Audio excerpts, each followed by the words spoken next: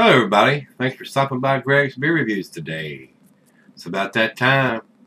Let's go take that walk and see what's in the fridge today.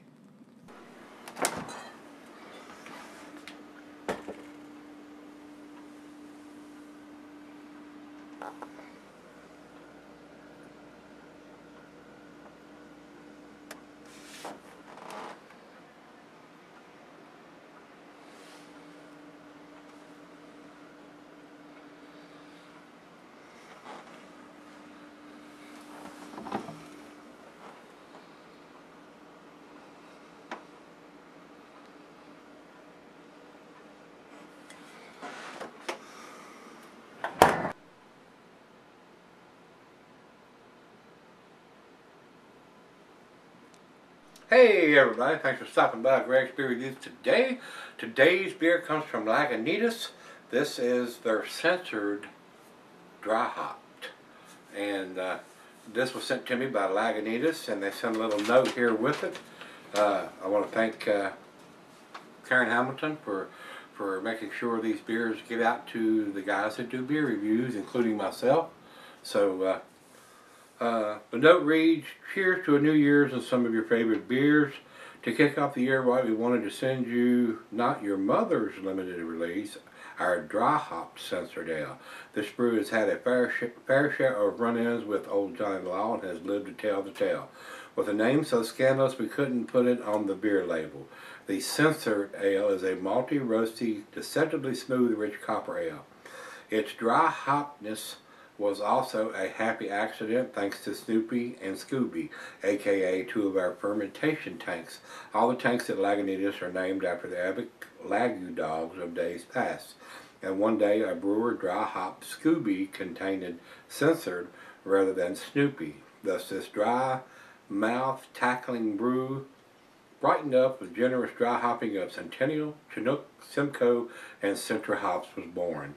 And the tanks were promptly renamed. For all the dirty details, it says go to Lagunitas, and the brew monster Jerry Marshall is contributed with doing this, I guess. I don't know. So that's what we've got here, guys. A dry hop version of their censored ale. It sounds like it was a mistake. We don't know how true that is, but it is what it is, and that's what they're telling us anyway. So, when I went to do the research before I started the beer review, Untapped has the dry hopped edition listed here, but Beer Advocate doesn't. It's got the regular version listed, but not the dry hop version, and it's a pretty new beer. It just come out, just got it in the mail yesterday.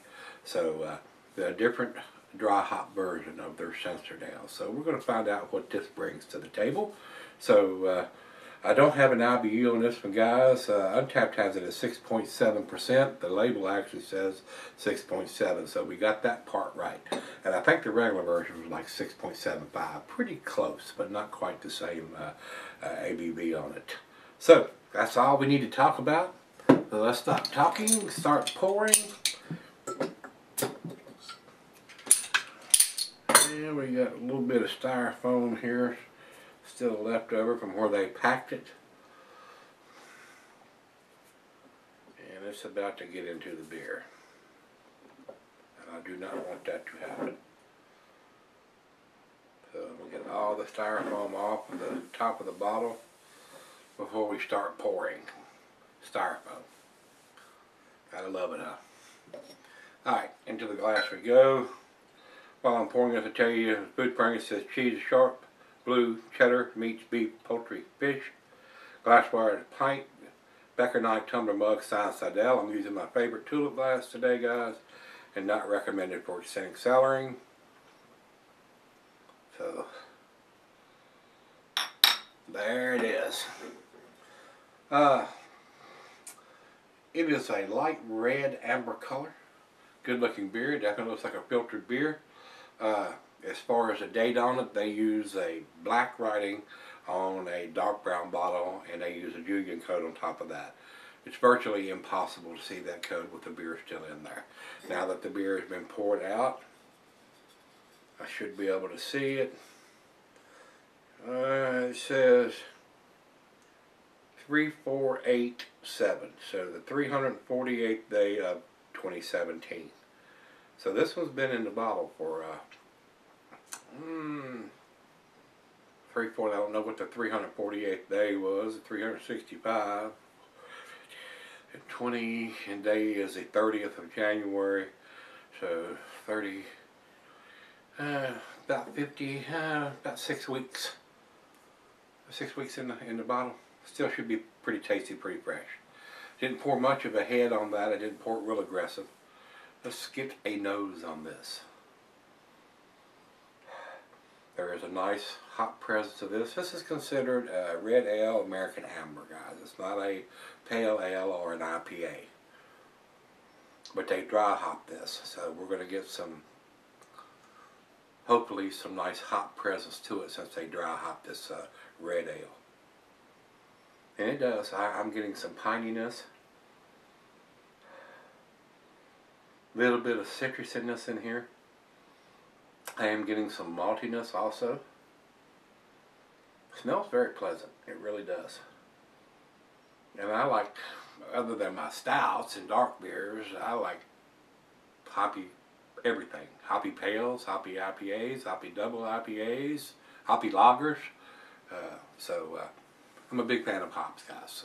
I guess y'all probably know that by now. I grow my own hops for my brewing. Haven't brewed in a while, so let's dive in. First beer of the day. Cheers, everybody. Cheers, everybody at Lagunitas.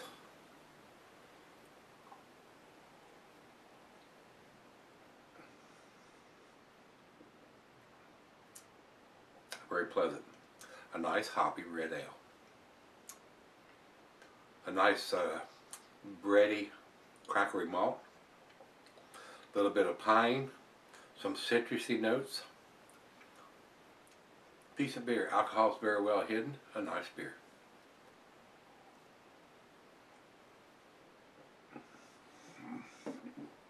To me, a nice, easy drinking red ale with a little bit more hop presence than your typical red ale is going to have, which I like. So, and it's already left some nice lacing from the couple of sips I've taken already. So let's let this warm up, let her taste it, sip on it for just a tad, and see what we end up with on this one. Seems like a delightful beer. Alright guys, I'm back. Got just a little left here. Nice slicing is left on the glass. Hoppy glass. Decent beer, guys. Nothing to write home about. Not outstanding or world class. A very tasty, hopped up red ale, amber ale, if you will. Very enjoyable. Alcohol is very well hidden for 6.5%. I enjoyed this. This is a very tasty. Probably not something I would run out and pick up, but possibly could. Decent beer, guys. Final chug.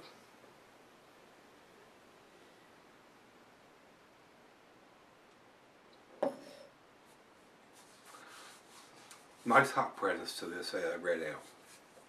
I did enjoy that aspect of it. So, to me, guys, B+. That's where I'm going to put it. 88. Like I told you, Beer Advocate doesn't even have this particular version listed. I couldn't find it. Fairly new beer, evidently. Untapped has it at 3.86, which is also in their B+ range. So, B+ beer, guys. Very enjoyable if you're into the red ales, and if you don't mind a hopped up version of it. Very tasty beer, guys. Very enjoyable. A nice first beer of the evening. So I did enjoy this. So if you've had the new edition, the dry hop version of their censored ale, let me know what you think. Till we meet again, let's go see what's in the fridge.